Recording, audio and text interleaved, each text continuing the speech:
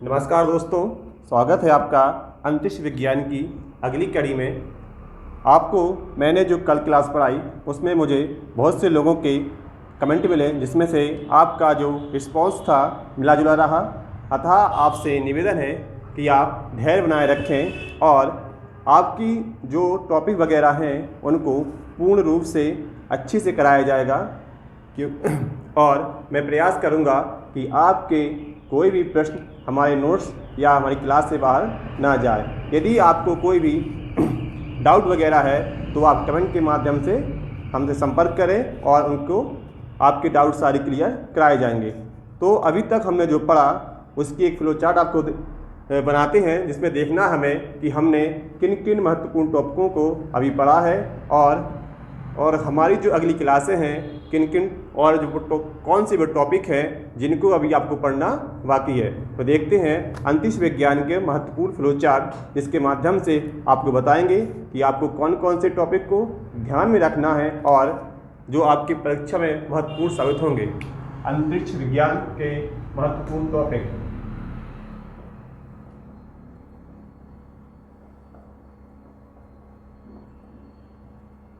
अंतरिक्ष विज्ञान में सबसे अधिक महत्वपूर्ण आपका इसरो है, जिसके बारे में आपके पास सामान्य जानकारी होनी चाहिए।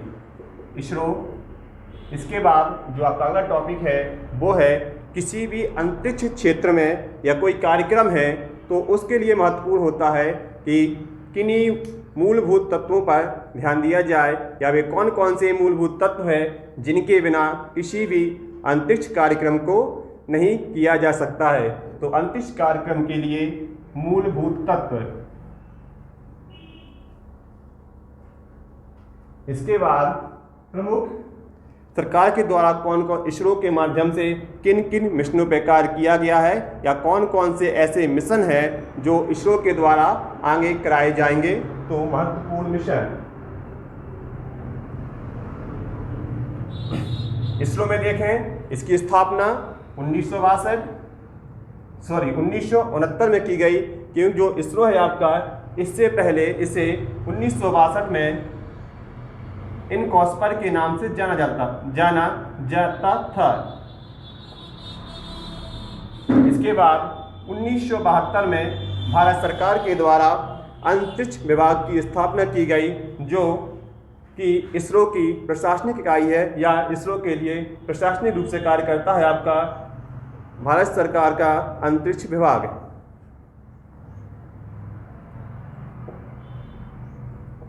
अंतरिक्ष विभाग। यदि इसरो का हेडक्वार्टर देखें बेंगलुरु में स्थित है और इसके वर्तमान में चेयरमैन के शिवान हैं। इसके अलावा इसरो विश्व के 6 प्रमुख स्पेस एजेंसियों में जाना जाता है। यदि हम विश्व की प्रमुख स्पेस एजेंसियां देखें, कौन कौन सी वो स्पेस एजेंसियां हैं जो कि महत्वपूर्ण है। पहली आपकी है CNSA, China national space administration. दूसरी आपकी राप्सा,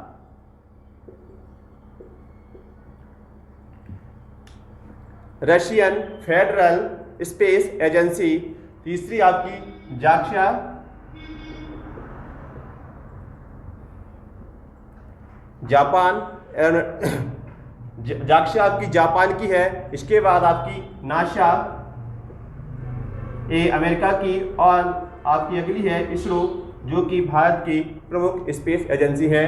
तो विश्व में प्रमुख एजेंसियों में भारत की जो स्पेस एजेंसी नासा है उसका भी नाम जाना जाता है। इसके बाद देखते हैं कि अंतरिक्ष विभाग के अंतर्गत हमें किन किन मूलभूत तत्वों की आवश्यकता पड़ती है, या वे कौन कौन से मूलभूत तत्व हैं जिनके बिना किसी भी अंतरिक्ष कार्यक्रम की कल्पना करना मुमकिन नहीं है। तो देखें, मुख्य रूप से किसी भी अंतरिक्ष कार्यक्रम के लिए 3 मूलभूत तत्वों की आवश्यकता होती है।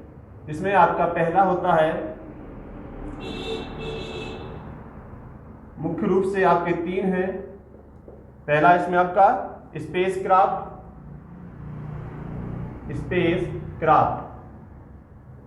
या इसे ही उपग्रह कहा जाता है। दूसरा आपका लॉन्च व्हीकल, लॉन्च व्हीकल या प्रक्षेपण यान, लास्ट है आपका स्पेस स्टेशन।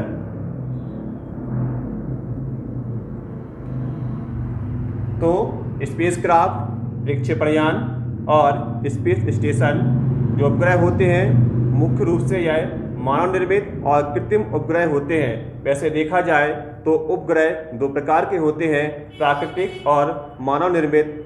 जो प्राकृतिक होते हैं वो प्रकृति में पहले से ही विद्यमान हैं, जैसे चंद्रमा पृथ्वी का उपग्रह है। और यदि हम कृत्रिम उपग्रह की बात करें, जैसे आपका रोहिणी, आर्यभट्ट, जिनका निर्माण मानव के द्वारा किया गया, इसलिए इन्हें कृत्रिम उपग्रह कहा जाता है। दूसरे आपके हैं प्रक्षेपण यान, जिनके माध्यम से हम किसी भी उपग्रह को इसकी नियत कक्षा में स्थापित करते हैं, वो आपके प्रक्षेपण यान कहलाते हैं। और प्रक्षेपण यान मुख्य रूप से दो प्रकार के हैं, पुनरुपयोगी और पारंपरिक।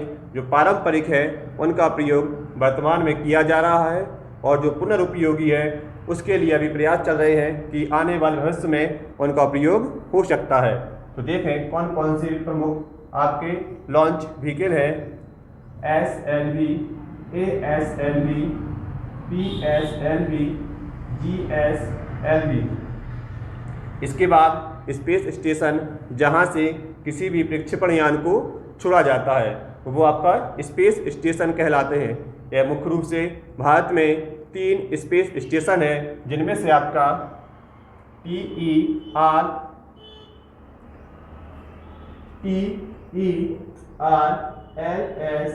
BERLS, SDSC। TERLS Thumba Equatorial Rocket Launching Station, ये आपका केरल में स्थित है। दूसरा है BERLS, Balasore Equatorial Rocket Launching Station, Orissa, Satish Dhawan Space Centre, Sriharikota, Andhra प्रदेश।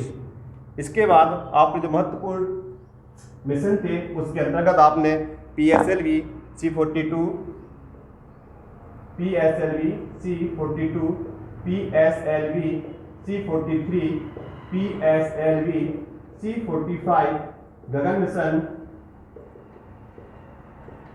और नाविक के बारे में अभी तक आपने पढ़ा है।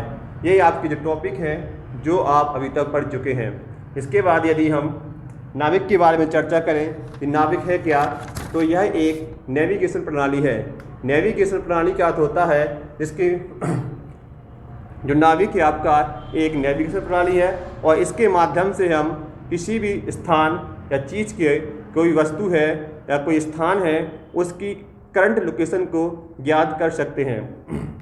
तो देखा नेविगेशन प्रणाली होती क्या है और विश्व में कितने प्रकार की नेविगेशन प्रणाली वर्तमान में कार्यरत है।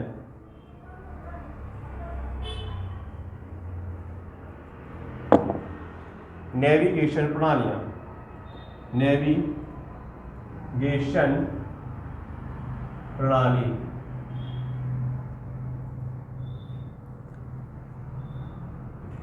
जो आपकी नेविगेशन प्रणाली है, यह एक ऐसी प्रणाली होती है जिनमें कृत्रिम उपग्रहों के माध्यम से हम किसी वस्तु या व्यक्ति की एक निश्चित समय पर सटीक स्थिति का निर्धारण कर सकते हैं, उसे नेविगेशन प्रणाली कहा जाता है। और वर्तमान में 2 प्रकार की नेविगेशन प्रणालियां कार्य करती हैं, जैसे 2 प्रकार की आपकी मुख्य रूप से नेविगेशन प्रणालियां हैं। पहली आपकी है वैश्विक नेविगेशन उपग्रह प्रणाली। वैश्विक नेविगेशन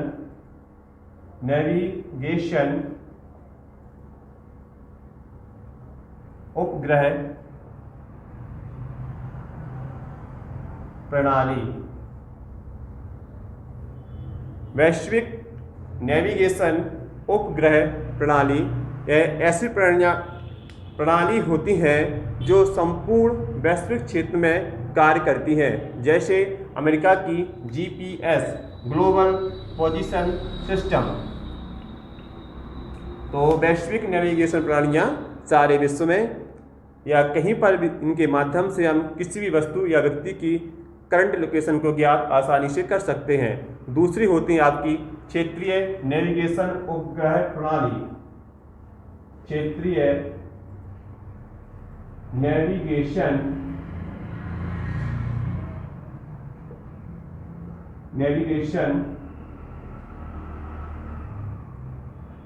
क्षेत्रीय नेविगेशन उपग्रह प्रणाली।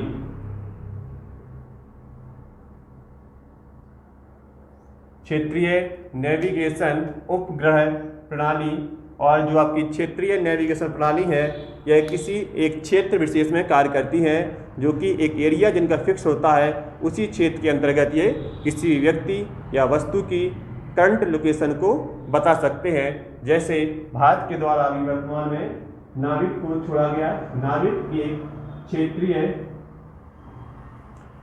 एक क्षेत्रीय नेविगेशन उपग्रह प्रणाली है। इसके माध्यम से हम भारत और उसके आसपास के 1500 किलोमीटर तक के एरिया को नेविगेट कर सकते हैं। तो इस प्रकार जो आपका नाविक है यह एक क्षेत्रीय नेविगेशन उपग्रह प्रणाली है तथा यह केवल एक क्षेत्र विशेष में कार्य करता है। इसके अलावा जो आपका जीपीएस है यह एक वैश्विक नेविगेशन उपग्रह प्रणाली है। जो नाविक है भारत में जब या इसरो के माध्यम से जब नाविक का प्रक्षेपण किया गया था तो उस समय यह मात्र भारत का एक ऐसा उपग्रह है जिसे आम लोगों की मौजूदगी में इसरो के माध्यम से प्रक्षेपित किया गया है। और जो नाविक है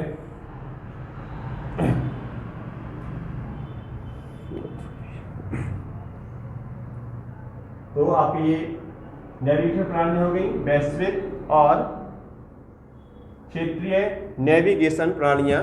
क्षेत्रीय होती हैं आपकी जो किसी एक क्षेत्र में कार्य करती हैं और जो वैश्विक है वो पूरे एक विश्व या जो पूरे विश्व में किसी भी वस्तु या स्थान की लोकेशन को या उसकी करंट लोकेशन को ज्ञात करने के लिए हम इस प्रणाली का प्रयोग करते हैं। और जो दूसरी आपकी है क्षेत्रीय नेविगेशन उपग्रह प्रणाली, इसके माध्यम से हम केवल एक क्षेत्र विशेष की या क्षेत्र विशेष में कार्यरत किसी भी वस्तु, स्थान या व्यक्ति की करंट लोकेशन को ज्ञात कर सकते हैं। इसके बाद आपका अगला टॉपिक है वो है आपका अंतर्राष्ट्रीय अंतरिक्ष केंद्र।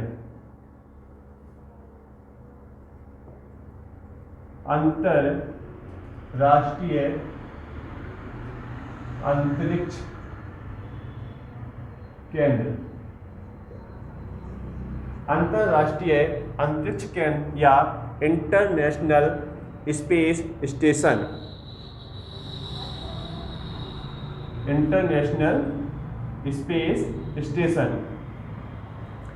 यदि अंतर्राष्ट्रीय अंतरिक्ष केंद्र की बात की जाए तो यह एक प्रकार का विमान है जो कि अंतरिक्ष में हमेशा के लिए रहता है, या कहें तो यह वैज्ञानिकों के लिए एक घर की तरह कार्य करता है। और सबसे पहले से 20 नवंबर 1998 को 20 नवंबर 1998 को प्रक्षेपित किया गया था या छोड़ा गया था। इसमें महत्वपूर्ण भूमिका अमेरिका और रूस के द्वारा निभाई गई थी। वर्तमान में अंतर्राष्ट्रीय अंतरिक्ष केंद्र में लगभग 16 देश हैं जो इसके लिए कार्य करते हैं। अंतर्राष्ट्रीय अंतरिक्ष केंद्र यह जो यहाँ पर वैज्ञानिकों को अंतरिक्ष के बारे में कोई भी खोजबीन करनी है तो यहाँ पर जाके वो रुक सकते हैं और यहाँ पर रहकर वो उन क्षेत्र या उन वस्तुओं में जिसके संदर्भ में उन्हें खोज करनी है उसके क्षेत्र में ये कार्य करते हैं। और इसकी जो स्थापना है या इसको छोड़ा गया था 20 नवंबर 1998 को। रूस और अमेरिका में इसकी महत्वपूर्ण भूमिका है। अमेरिका की महत्वपूर्ण भूमिका है और इसमें वर्तमान में 16 ऐसे देश हैं जो इसके लिए कार्य करते हैं। तो यदि देखें कि कौन कौन से या किन किन महत्वपूर्ण मॉड्यूल को अभी तक अंतर्राष्ट्रीय अंतरिक्ष केंद्र में छोड़ा जा चुका है, तो सबसे पहले देखें इसमें जो रूस का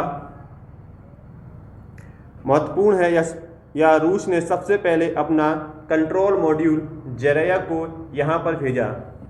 रूस के द्वारा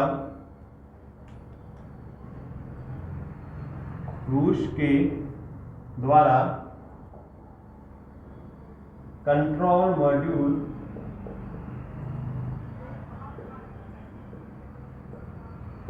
ज़राया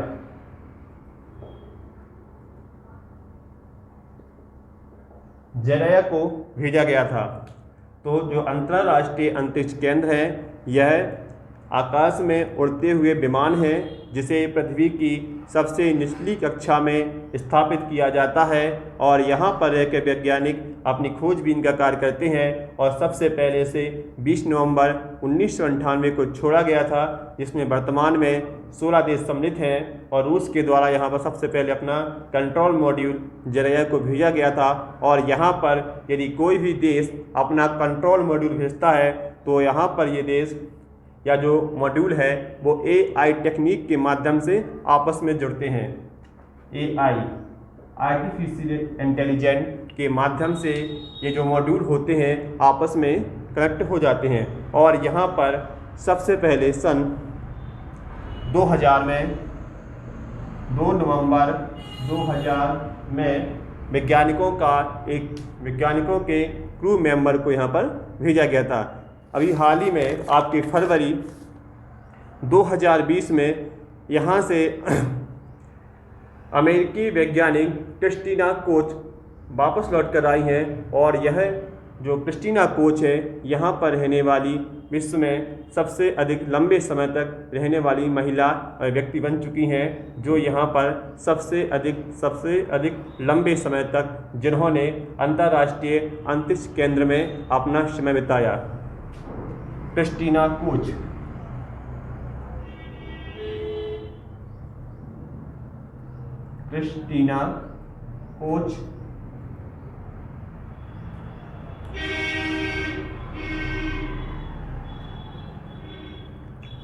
तो जो क्रिस्टीना कोच है फरवरी 2020 में अंतर्राष्ट्रीय अंतरिक्ष केंद्र से वापस आई। और जो क्रिस्टीना कोच है यहाँ पर रहने वाली यहाँ पर सबसे अधिक दिनों तक निवास करने वाले वैज्ञानिक हैं। यदि बात की जाए इनसे पहले कौन से वैज्ञानिक हैं जो यहाँ पर सबसे अधिक रहे तो उनका नाम है पैगी विस्टन।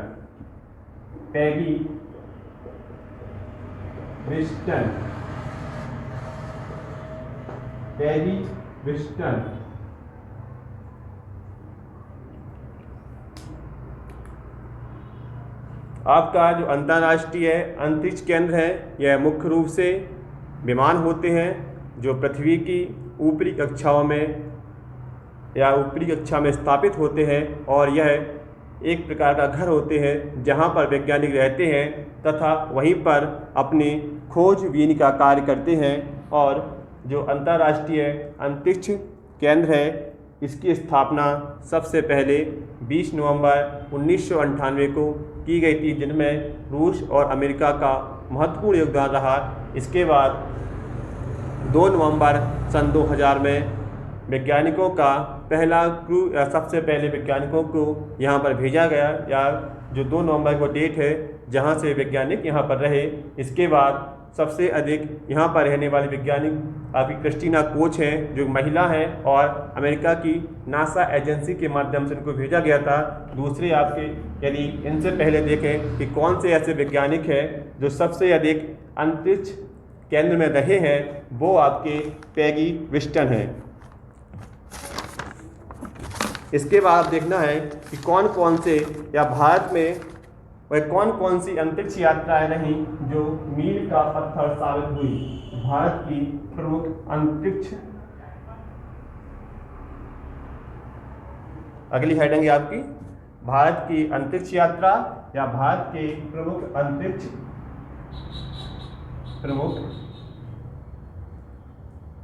अंतरिक्ष मिशन। कि भारत के द्वारा कौन कौन से महत्वपूर्ण अंतरिक्ष मिशनों को अभी तक संपन्न कराया जा चुका है, उसमें सबसे पहले देखें 19 अप्रैल 1975 को इसरो के माध्यम से आर्यभट्ट नहीं, जो आपका आर्यभट्ट है इसे मुख्य रूप से आपका जो सोवियत संघ रूस है उनके माध्यम से इसे प्रक्षेपित किया गया था 19 अप्रैल 1975 को। इसके बाद 18 जुलाई 1980 यहाँ पर रोहिणी उपग्रह का प्रक्षेपण SLV के माध्यम से कराया गया। और जो आपका रोहिणी है यह एक ऐसा उपग्रह है जो भारत में स्वदेशी निर्मित है और स्वदेशी ही प्रक्षेपित जो प्रक्षेपण यान है उसके माध्यम से इसे प्रक्षेपित किया गया था। इसके बाद अगला आपका जो महत्वपूर्ण है 30 अगस्त 1983 30 अगस्त 1983 को एनसेट 1B का प्रक्षेपण किया गया। एनसेट 1B का प्रक्षेपण इसरो के माध्यम से किया गया था। इसके बाद 15 अक्टूबर 1994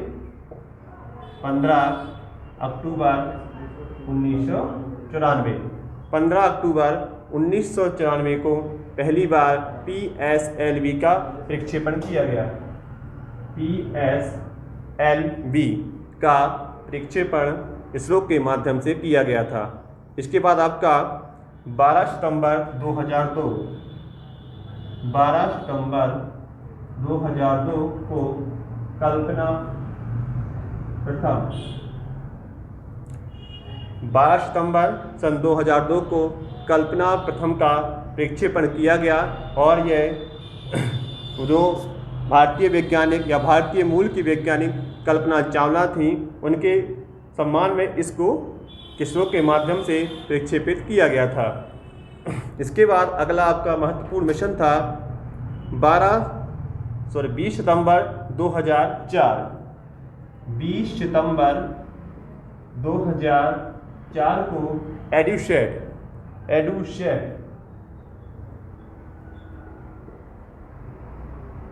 एडुसेट का प्रक्षेपण किया गया। जो आपका एडुसेट है यह एक जो आपका एडुसेट है यह मुख्य रूप से पूर्ण रूप से शिक्षा पर आधारित उपग्रह था, अर्थात शिक्षा पर आधारित या जिसका मुख्य कार्य शिक्षा संबंधी कार्य थे।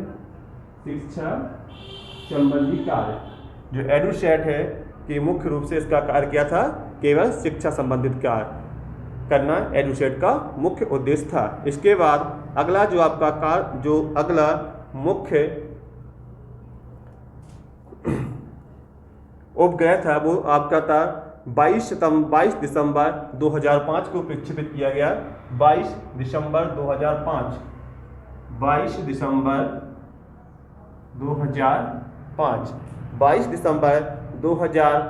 को इनसैट 4A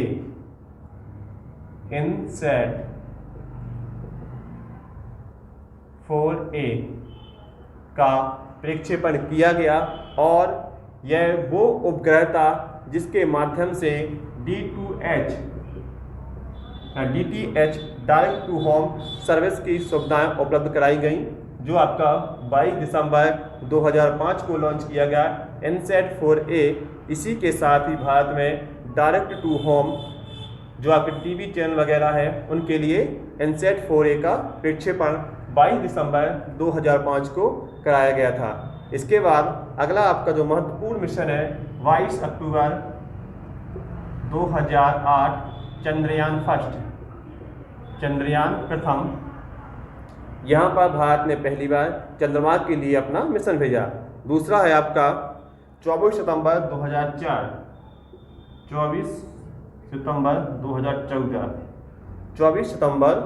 2014 यहाँ पर मंगल मिशन। और भारत विश्व का एकमात्र ऐसा देश है जिसने अपने प्रथम प्रयास में ही मंगल मिशन पर कामयाबी हासिल की। इससे पहले अमेरिका, रूस और यूरोपियन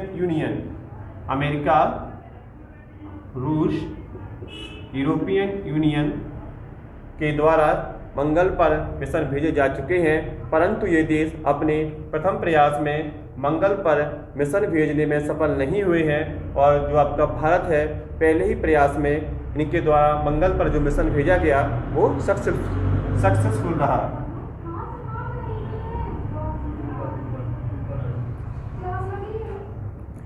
इसके बाद 15 फरवरी 2017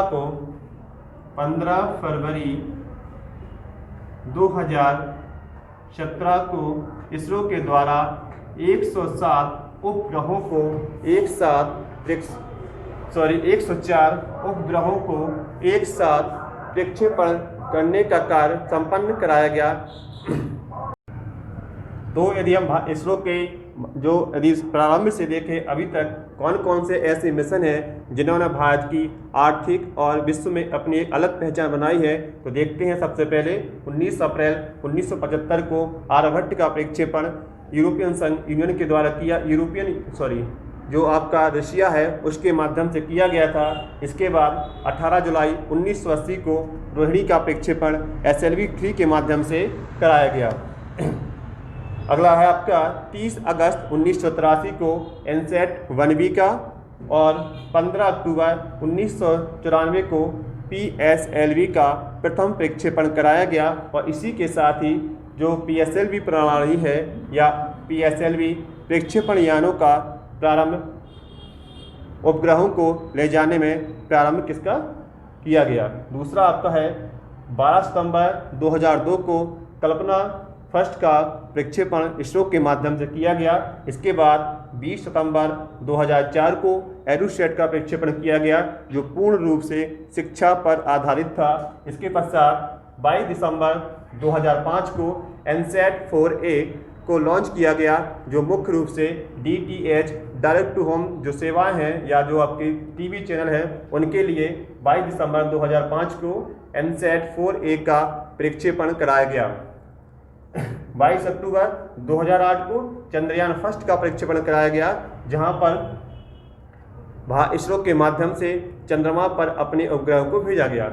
इसके बाद 24 सितंबर 2014 को मंगल मिशन भेजा गया, और भारत एक प्रथम ऐसा राष्ट्र था जो अपने पहले ही प्रयास में मंगल पर पहुंचने में सफल रहा। इससे पहले अमेरिका, रूस और यूरोपियन यूनियन के माध्यम से मंगल पर मिशन भेजे गए, परंतु वो अपने पहले प्रयास में सफल नहीं हुए।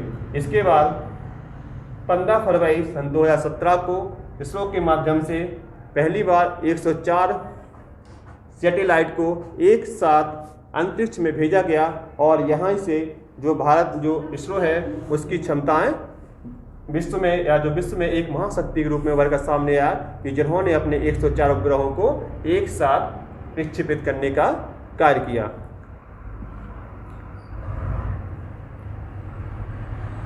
इसके पश्चात आपके जो अंतरिक्ष विज्ञान में महत्वपूर्ण टॉपिक हैं जिन पर चर्चा आपकी कल होगी, चंद्रयान, मंगल मिशन,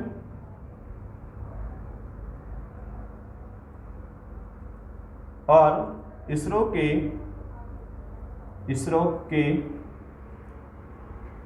भावी कार्यक्रम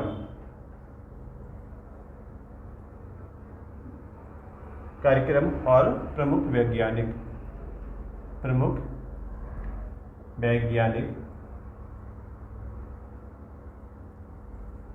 तो आपकी जो अगली क्लास होगी उसमें चंद्रयान के अंतर्गत हम देखेंगे कि चंद्रयान को सबसे पहले किन देशों के चंद्रमा पर सबसे पहले किन देशों के द्वारा अपने प्रक्षेपण यानों को छोड़ा गया, या किन देशों ने सबसे पहले चंद्रमा पर उपग्रह को भेजने का कार्य किया। इसके बाद मंगल मिशन, मंगल पर कौन कौन से मिशन हैं या किन किन देशों के माध्यम से अभी तक वर्तमान में मंगल पर मिशन भेजे जा चुके हैं। इसके बाद इसरो के कौन कौन से ऐसे कार्यक्रम हैं जो आने वाले 2 से 3 सालों में संपन्न किए जाएंगे, और प्रमुख वैज्ञानिक कि ऐसे कौन कौन से वैज्ञानिक हैं जिन्होंने अपना महत्वपूर्ण योगदान इसरो या भारत में जो अंतरिक्ष कार्यक्रम है उसको सफल बनाने में किया है।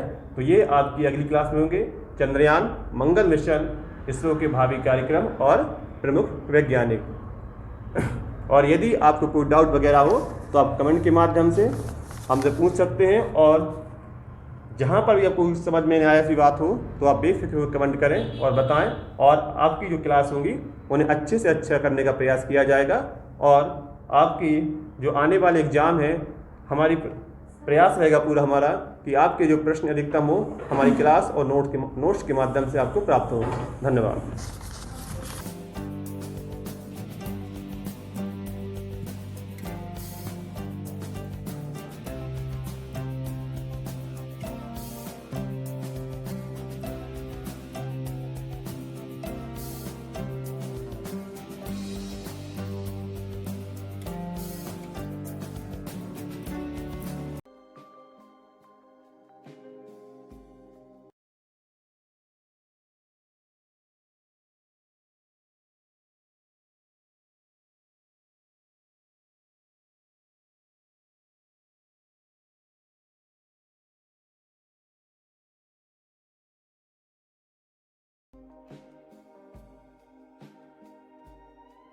सक्सेसफुल जो सभी एग्जाम को टारगेट करते हुए ध्यान में रखकर ये मिशन चलाया जा रहा है। चाहे आने वाले जितने भी एग्जाम हो, वर्ग 3 महिला सुपरवाइजर, एमपी पुलिस, फॉरेस्ट, पटवारी, सीपीसीटी से रिलेटेड जितने भी एग्जाम है उन सभी को ध्यान में रखकर ये मिशन चलाया जा रहा है। व्हाट्सएप ग्रुप पर स्टडी कराई जा रही है, प्रिपरेशन कराई जा रही है, जिसमें बॉयज़ और गर्ल्स के अलग अलग ग्रुप बनाकर आपकी प्रिपरेशन कराई जा रही है। ग्रुप में आपको time table, strategy, routine, study material, daily and weekly test, guidance, motivation सब कुछ दिया जाएगा। और यहाँ पर ये आप देख सकते हैं अलग अलग ग्रुप बनाए गए हैं, लगभग 22 और आपको ऐड किया जाएगा। तो आप लोग बिना किसी देरी के मैसेज कीजिए, और 9981167757 पर आपको ऑडियो मैसेज करना है। व्हाट्सएप से अपना नाम बता देना है, मैं आपको उसी एग्ज़ाम से रिलेटेड ग्रुप में ऐड कर दूंगा। महिलाओं के अलग ग्रुप हैं, पुरुषों के अलग ग्रुप हैं, आप देख सकते हैं, ठीक है।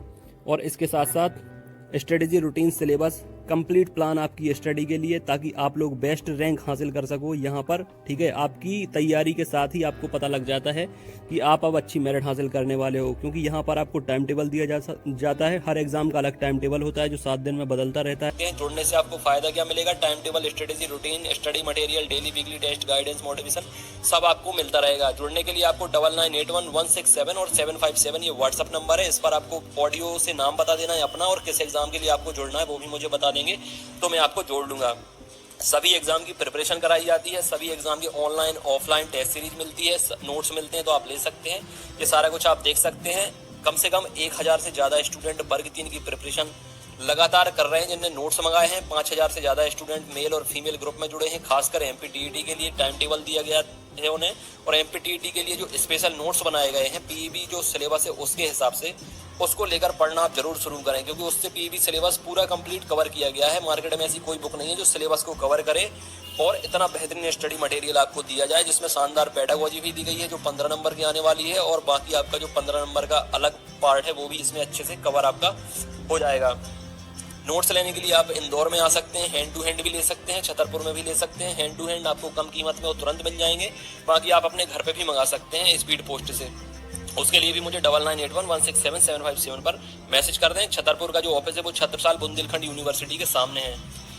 इस तरह के जो नोट्स बनाए गए हैं सारा कुछ स्पेशल फैकल्टी के द्वारा, कोशिश यही की जाएगी कि आपके 125 प्लस अंक आए, चाहे आप किसी भी कैटेगरी से बिलोंग करते हो। 125 प्लस अंक अगर आपके आ गए तो सिलेक्शन आपका वर्ग 3 में होने से कोई रोक नहीं सकता, ठीक है फ्रेंड। अब इसके साथ साथ ऑनलाइन टेस्ट सीरीज, जिसकी प्रिपरेशन उन्हें लगता है कि हो गई है, वो ऑनलाइन टेस्ट सीरीज भी लगा सकते हैं। ऑनलाइन टेस्ट सीरीज भी मैं आपको प्रोवाइड कर दूंगा। 30 ऑनलाइन टेस्ट मिल जाएंगे, 20 आपको पीडीएफ मिल जाएंगी।